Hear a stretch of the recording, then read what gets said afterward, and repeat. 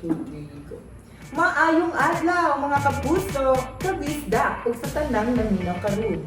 Kini ang inyong paboritong tambayan sa radyo. Uban ka ninyo, bisan asa pa man sa kalibutan. Ako si Grand, Ug ako si Kevin, kini ang I hear you. White filter, white yung post, pure chika o kalingawan ng gyud ni ato. Let's go! Uy Gran, kamusta naman imong semana karon? Nakakauna ba kag pungko niha? Sus Kevin, pretty man dyan akong isiha, Rosie manaha. Pero excited ko kay marag nice jud atong topic karon. So, akong topic di ay karon is kanang mag-storya ta about self. So, kani sugod dato. First question. Wow, very exciting. Usa ka nga question. Okay, ang first question nimo is kinsa ka sa imong kaugalingon nga description? Koan. La. So, kuan ni siya guys. Very interesting na question. So, ato po na siya Tagalog interesting nga tubag.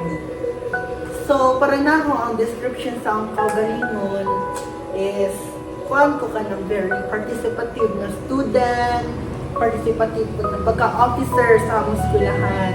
Kaya diba, recently diba, naikingan ko sa atong eskwelahan.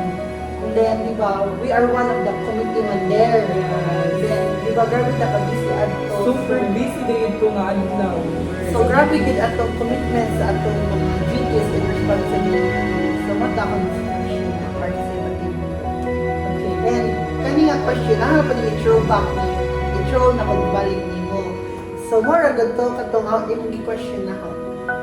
Kinsa ko sa akong kaugalingon nga description? Kuan, ang description sa akong self is kanang kugihan. Hey, kugihan. Yeah, I know. Kay- You're very kugihan jud ka Ben. Yes, kay kuan. 7 a.m. musod sa klase. Then after class, mudit sudong sa merkado para mutabang sa parents. So, kini, muna to akong description ga. Kugihan ko no si Ben. Next question is, unsa ang usa ka goal nimo karong tuiga? Ang isa ka goal ra jud ron to ida guys kay very funny jud ni. Unsa mo kini? Ko ang isa ka goal ra ron to ida guys kay kanang maniwang ko guys kay look I'm very chubby na gid guys. Kasi here din ko kaon pag holiday season guys. Pero kay ba si Kevin gid ana mag-diet ko for a week. And then sunod ka week very kaon na pud. So mato akong goal na lang gid karon kay hapit na man pud ang summer. So dapat gid na magpaniwang na ko guys. So ako na pamutubag sa kanila question. Unsa ang usa ka goal karong tuiga? Ang goal karong tuiga is maka-apil na pud og national competition sa Cebu. Oh, dance sport na siya nga event. Yeah, I know Kevin nga very conscious kayo sa iyang, committed siya sa iyang pagka-athlete or as a dance sporter. Kay from elementary days pag yun ni siya guys. Since grade 3 until now. So, ako na ko yung question mo Kevin. So may mga tanong yan. If maka-istorya nimo imong younger self, unsa man imong maka-istorya para niya? Okay, ang makaingon sa akong younger self is, ayaw kahadlok nga magkamali kay normal ra na sa usa ka tawo. Padayon lang og paningkamot kay tanang experience makatabang nimo mahimong mas lig-on pa ug mas kanang maka-learn pa ka ug sa pajoy kanang need nimo ma-improve. Yeah, because there's a room for improvement man gid guys.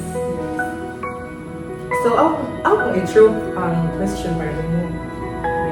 If you could talk to your younger self, what would you say?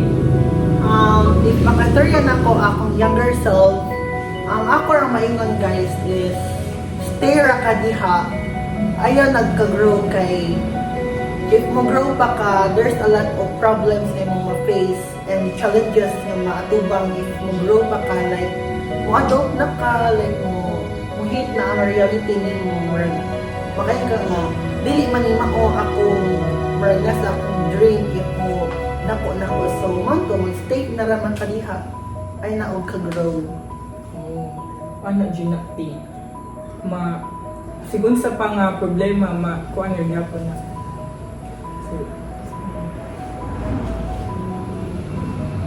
So kani, nagipong ko question, pero pila ko i-throw gyapon ni magbalik sa ako. So kani nga question is very interesting kay parang duha makarelate ani. Kung i-describe nimo imong kaugalingon sa usa ka word, unsa man na nga word? Ang ma-describe sa ang self in one word is curious. Kay pirmi na ko ganahan makakaton og bag-ong butang o mutabang sa laing pinaagi sa impormasyon ko kay na learn. So kung siya guys, more siya na sa science club dahil romantic progress sa kay the curious mind gid siya kay may gusto niya ma-discover or ma-explore ang mga bagong butang. So, pero sa ikaw na po nga ako sa ani nga Same question. Kung i-describe na ko kaugalingon sa usa ka word, kay kuan, fragile akong kaugalingon. Is it because there's a lot of problems I'm facing na dili na ko maistorya sa ubang tao? Is it because na fragile na ko man dili ko gusto nga na ubang tao makahibaw sa akong mga ginaatubang? Or ganito. fragile vegetarian. Sa dili pa ta mahuman brand, unsa man imong take away o ang usa ka butang nga gusto nimo nga manumduman sa atong mga listeners ka. For example, Kev, is importante gyud kay dili sa tanang panahon ang panahon kay para nimo jud. So ang panahon kay dili man para nimo ra jud para lamang kay para sa ubang tao. So ayo lang gyud ka surrender o padayon lang gyud sa imong mga matubang nga challenges sa kinabuhi. Sakto gayud na grand ug sa tanang naminaw karon unta nga hinaot aduna mo'y nakuha nga panagtun-an ug bisang gamay nga kalingawan sa amuha sa among panag-istorya karon. O diha ra kutob ang atong episode karon.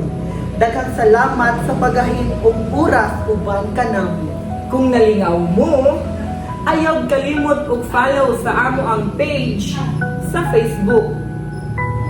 O i-share kini sa inyong mga higala, pwede sab mo comment sa amo ang Facebook page na I Hear You. Hangtod sa sunod na higayon, kini si Gran. O kini si Kevin, Bye-bye, Bohol and World. Amping mo kanunay!